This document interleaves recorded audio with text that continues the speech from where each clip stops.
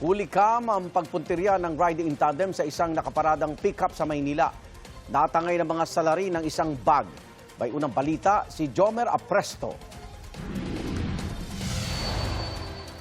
Sa isang post sa social media, kita ang pag-atake ng riding in tandem sa bahagi ng Aurora Boulevard sa Santa Cruz, Maynila, madaling araw nitong Lunes.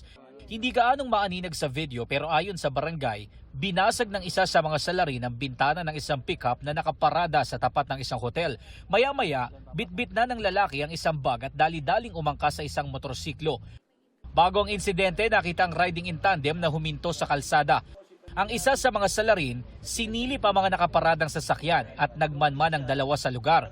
Dito sa bahagi ito ng Aurora Boulevard, nangyari ang insidente ng basag kotse. Ayon sa barangay, nataon na katatapos lang nilang mag-ikot nang maganap ang insidente.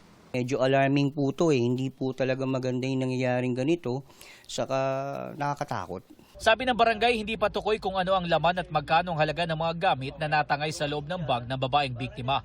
Ang biktima, residente sa lugar at may-ari ng katapat na gusali. Ayon sa barangay, bawal magparada ng sasakyan sa Aurora Boulevard dahil bahagi ito ng Mabuhay Lane. Ito nga po ay lesson learned.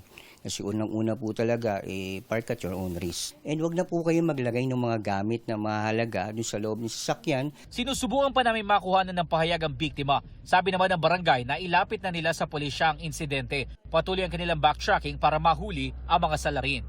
Ito ang unang balita, Jomer Apresto, GMA News.